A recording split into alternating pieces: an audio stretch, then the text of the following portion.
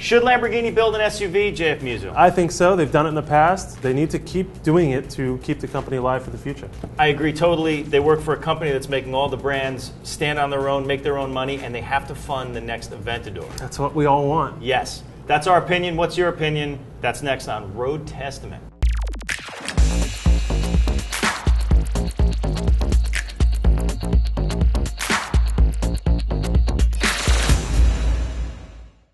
So welcome to Road Testament. Welcome to the Road Testament farm table, brand new, a grimless set, a 50% less grimness. You're mocking my old set.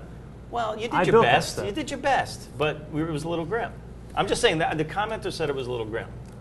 Fine. But we have a new farm table. This is we're going to be talking about cars. We've got a TV stand that used to be over there somewhere. No, we're getting it together. Yeah. And we're talking about Lamborghini today. We've got Stephan Winkelmann not coming on our show right here live. So the CEO of Lamborghini is on Drive today. Yes, but he's on Drive. He's on Drive. That's all you have to say. Right. You'll see him. It'll be like he's right in front of you, but he won't be there. I don't know how you know how this video thing works. But so we interviewed him at the Monterey Car Week a couple of weeks ago. Jay Leno did too. Of course, Leno put his up earlier than we did, so he kind of scooped us. It's all right. It's cool. We're cool. So we're on Twitter. So we are also on Twitter. Don't forget, @Drive on Twitter, and also Facebook.com/DriveTV. And that's where you guys have been answering the question of whether Lamborghini should build an SUV pretty much all morning. So you're not just being rude by having your phone I'm there. not Those are the actual comments. These are actual comments we will be reading. And it is whether having an SUV will damage the Lamborghini brand in some way. But, so just when you think of a Lamborghini SUV, this is what you think of. Do you want to know something very interesting? What? The person who designed that interior, do you know? No. Horatio Pagani designed the interior. Really? Yep. I did not know that. It's a very interesting fact. How awesome is that? This, of course, is the LM002 when Lamborghini tried to get into the military vehicle market. It didn't work, so they doesn't matter. Badass. Well, it's totally badass, and then they ended up selling it to rich guys like rock stars and Arab princes and oil magnates and all kinds of various celebrities like Hunter. So there's precedent. There is precedent for a Lamborghini SUV. There is. So the Urus, which they have not announced to go into production yet, which will most likely be built off the Q7 platform or the next generation Q7 platform, Audi. Well, let's just back it up. Let's just back it up. Let's make it really clear that it's a different company now. Lamborghini is owned by Audi, which is owned by Volkswagen. All the brands need to stand on their own. But they get all the resources that they want from the mothership. So if they say to Volkswagen, you've got these platforms, we can sell an SUV, that's still a Lamborghini. Yep. But the board of directors has made it very clear that they should be competing against each other still. Right, exactly. Which is very important. Though there are shared platforms, they still compete on the same level. Right. So I asked Stephan Winkelmann what he thinks an SUV from Lamborghini needs to be to still be a Lamborghini. And here's what he had to say about that. So it's not new for Lamborghini that we are looking for a third model, which is rounding up our model lineup together with Gallardo and Aventador.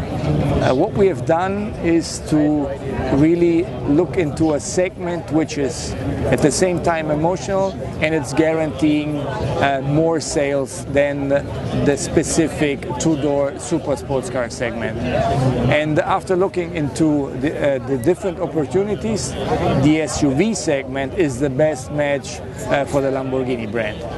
In terms of geographical distribution, in terms of availability in the Volkswagen Group as a platform, and also in terms of a match for the design for a possible hybridization for a car, because the SUV is a bigger car than a normal limousine, so even in terms of emissions for the future, this could be really a possible solution. It's a concept car, so there's no decision made. Why is this such a good match for the Lamborghini brand? The design is clear. It has to be unmistakably recognizable as a Lamborghini. It has to be the super sports car in the segment, and I think the Urus is achieving it. Here is less about top speed or acceleration. Here it's more about the driving experience you're going to make. And even here, it's important to be the lightest among the competitors. And therefore, we are looking to reduce, against, let's say, similar cars, the weight by 100 kilos by mainly doing a lot of carbon fiber in the interior, but also in structural parts. So Stephan Winkelmann says a lighter weight, better handling, basically Audi Q7. Yes. Right? That looks more badass. But it's more badass, yeah. right? And is more torquey than, because it'll still have the, it won't have the V12 or the V10. It'll probably have an 8. Still awesome. The thing we have to remember, though, is that the Porsche Cayenne saved Porsche. By the way, hold that thought, because you know what? I just wanted to read some of the Facebook comments, sure. And one of them is exactly that. So Sonesh Patel says, Porsche is a prime example of brand reimagining through new models, entering different segments of the automotive market. But also, Cal Mumer, sorry Cal, says if it gives them the profit they need to fund the successor to the Sesto Elemento, which we'll get to in a little bit, they can build as many as they want, even if they go against the current Lambo brand. And that's important. I love the fact that we have intelligent readers and comments. I am too. That makes me so happy. But so no, the point you were going to make is an interesting one. Well, because the Cayenne saved Porsche. You would not have the GT3 RS without the Cayenne. Right. The reason that they built the Cayenne and the Panamera was to, I guess, the whole premise of that company relies around those two cars. Right. If you don't have the volume, you can't produce the cars you love. Well, unfortunately, like nowadays in the automotive business, right? It's all about scaling up and using the resources that you have to scale and make volume. Yep. Because if you can't make your volumes, you know, it's sort of like the news business, right? The news business used to be a throwaway. Now, it's all about media numbers. companies have to make the numbers on news just as much as they have to make the numbers on primetime television. So everything has to make money. Nobody cares. There's no room for screwing around anymore. Right, and there is no room for it. There's not enough money out there to make it. It's true. It's how the. I won't go into the American car companies. Well, it just companies, costs too much money to develop a car these days, exactly. right? So if it's going to cost you $2 billion or $1.5 billion to build a car, $4 million for an airbag. Right. $4 million has to go into developing a different design for an airbag. Right. And I mean the different design on the steering wheel, which is why there are certain car manufacturers that have the same steering wheel in place on many cars because it's cheaper than. Well, yeah, and that just means that, I guess that means that enthusiasts have to get over it. Yeah. All right, so wait a minute. Let me just read a couple of the ones that are not. So definitely, Powell Zazriki, and now I totally probably screwed that one up. So sorry about that. Lower third. Lower third, right. Says, definitely not. Cayenne is a misunderstanding, and just because someone important has made a mistake doesn't mean the others should follow their steps. He used an important word there, misunderstanding. He's defending our claims by saying, we're not just saying the Cayenne's a bad vehicle or the Panamera is a bad vehicle because it's just there to create the volume. Mm-hmm. These are still very well engineered vehicles. Right. But there's a demand for these types of vehicles. That's what we're saying. There is a demand for this vehicle, for an SUV. Why? Because people want more room. People want to be able to bring their kids to school in a Lamborghini. And the other thing is there are a lot of very rich people in places with very bad roads. So, Yeah, look at California some places. Well, I was talking about Russia and China, but you can go ahead and go. California is definitely one of them. Well, also here in New York. And here in New York, you're right. It gets swallowed by a pothole. Exactly. Of course, so you need this in New York. that entire profile won't help you that much, but it's better than. Yeah. But also, it's going to bring I was going to say the douchebag Lamborghini owner is kind of something that Lamborghini obviously hates to hear. And they need to get out of it, and they know it. They know they have that stereotype. Yes. And it's bad because they're actually very good cars, and I love the fact that Lamborghini builds vehicles to serve a purpose. They're supposed to excite you. They're supposed to be special. They're not really a racing brand by any means. But they'll let anyone buy one. So it's not like Ferrari where you have to have owned a Ferrari before you have to be part of the Ferrari family. Yes. You have to, you basically just have to have the money. And you could buy a Lamborghini. And you could buy a Lamborghini. So just walk in that's off a little bit of a street. problem. So this could actually change the demographic a little bit. Yeah, oh yeah. It could definitely change the demographic. Definitely more women will be driving this. Bingo. Yeah. But the same the same economic demographic, but more women will be driving this, more women with kids. Maybe you can just get away with having 2 Lamborghinis in the driveway instead of Porsche. Not even women, but there are a lot of elderly gentlemen out there who gentlemen. It's a strong point. Physically can't get into a Lamborghini. Well, this is a little high, but you're right. But it's hard to sort of fold I have yourself. difficulty. I have difficulty getting into a Lamborghini, and I don't like the driving position of a little off center. It's a little weird. This would actually help a lot because at the end of the day, what sells the most when a person goes to a showroom and steps inside of it. Yeah, it's true. Well, the downside of this is that it doesn't have that badass appeal that the LM002 had. Valid point. This is really more of the BMW X5M. Huge segment for BMW 6M, right now. which, by the way, is a giant segment. By the way, but also the Porsche Cayenne Turbo is a fantastic car. The only problem with those cars is the resale, the depreciation. Well, that's a whole other thing. That's a whole other subject. But yes. Yes, exactly. So, Urus, it looks like we are on the side of building it. What do you guys think? Let us know. Also on the Facebook page or by Twitter. But this isn't the only thing Lamborghini's been up to. No, it isn't. And if you if you go to the next shot, Max, you'll see the interior of the Urus, and all of this is carbon fiber. Even though it doesn't look like it, this is actually a CGI. But Stephan was talking about how this will be lightened with a lot of the things that Lamborghini's been doing with carbon fiber. Huge improvements in carbon fiber technology through their research with the University of Washington, right? Yeah, University of Washington and with Boeing, and that's their big investment. Whereas Ferrari has made giant investments with Alcoa in aluminum technology. These guys are going all in with carbon, and there is a very specific name. And if you want to talk about how to showcase that you're in the carbon business, call one of your concept cars carbon. Yeah. How'd they do that? Max, it's all right. You can go to the Sesto Elemento, which is the sixth. Sesto is 6. Elemento is element. Sixth element is carbon. Yeah. So this is they're actually building this. They're going to do 20 of these. Yeah. And we asked. It was at Pebble Beach as well, right? Yes, it was. And Stephan Winkelmann was there, and we asked him about this car and whether how it was a showcase for their carbon fiber technologies. Let's listen to what he said. The Sesto Elemento is a technological demonstrator. It's a car we have done because we strongly believe that the power-to-weight ratio is the key for the success of a super sports car.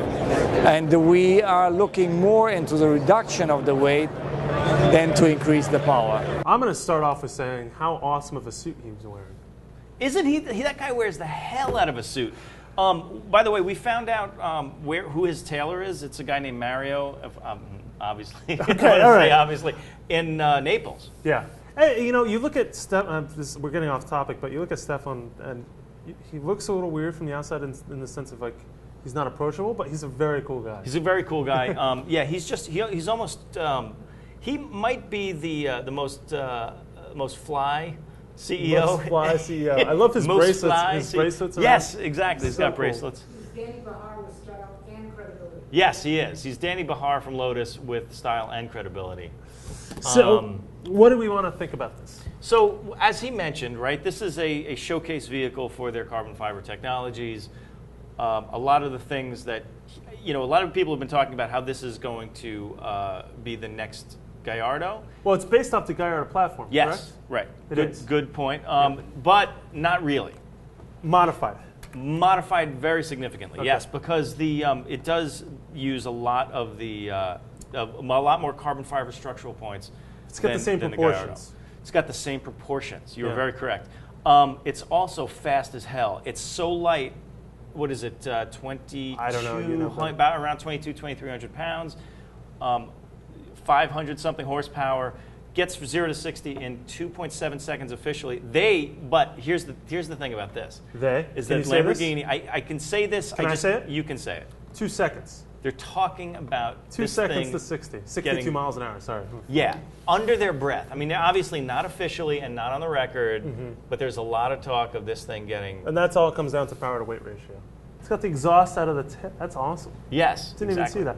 And So there's one more, not to cut you off, there's one more Gallardo before they discontinue that platform and go to the next platform in a year or two, possibly a V8. But this is the special one-off last salute to the Gallardo platform. And yeah, but again, you're saying platform, it's not really the same platform. Okay. So just to be clear, it's a Gallardo-based looking proportional thing, right? Whipped into like amazing shape. So if you want one, I don't even think you can get one now, but there are 20 of them being built, probably in the $1 million to $2 million probably range. Built in the back shop like Ferrari built the Enzos on top of paint cans. But yeah, exactly. But it basically is you're buying this to see what the next generations of Lamborghinis are going to be like in terms of structural carbon fiber parts.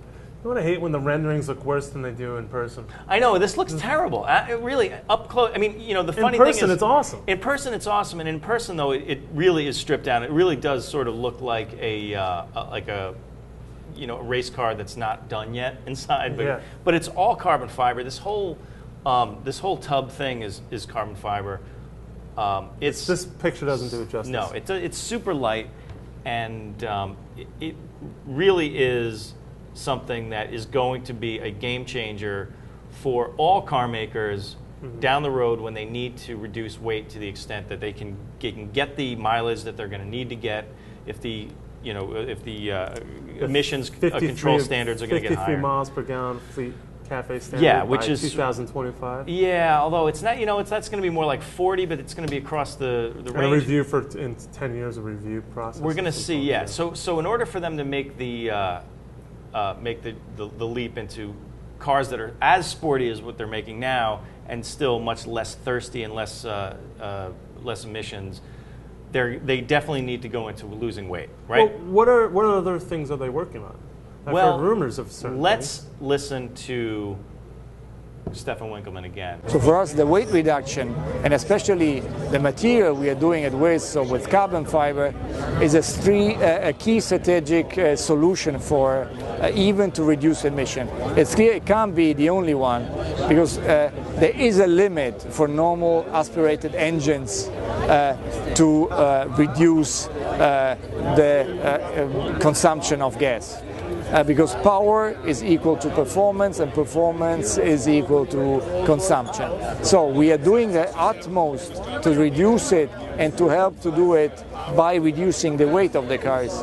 But it's clear that in a decade or 2 decades from now, this will be not enough, because there will be 2 other things which are coming into it. A very deep reduction of the emissions, which will be a hustle for us, and on the other side a new hustle if you put hybrids in the car or new let's say type of engine.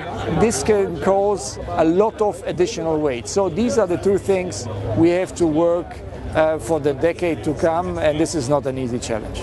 So hybrids, a hybrid Lamborghini. We've been hearing this rumor for a while. It's actually a long time. It could be close to 5 years at this point. So that's how long it takes to develop some stuff like this. Keep that in mind. People leak stuff way too early. Right, and don't forget they do have the weight of the Volkswagen Group behind them on all this stuff. So there is a lot of technology in there. And with the exotic car makers, it's not unheard of right now for. Think of all the cars out there that are going to have hybrid technology. 918, CX-75 from Jaguar. That's true. Ferrari. When Ferrari releases the new Enzo replacement, the F70, with the hybrid curve system in it. Yeah, I think when Winkelmann says hybrid, it still sounds a little jarring. But the Ferrari FF aside, the next Ferrari, the Enzo Ferrari, the supercar Ferrari, when you see that with whatever their hybrid system is going to be, it's going to be a real game changer in terms of perception. It then becomes acceptable, and then I'm going to love the fact that no Prius can advertise the fact that it has 7 hybrid stickers on it. Exactly. Because hybrid is now going to become a standard thing. And you can do 200 miles an hour in the carpool lane, apparently. Oh! Eventually, yeah. Well, we should check that out with the California DOT. I think we should. Caltrans, whatever it is. Yeah, exactly. So that's Road Testament today. Hit us up at Drive. We christened this table. We christened this table. Well, wait a minute. Don't say christen. I'm sorry. Didn't mean it like that. Because I don't know what you do when at night in the studio. But why would I say that? Road Testament. We'll see you guys next week. JF Musial. Good to see you. Mike Spinner. Thank you for having me. New contacts too. No glasses.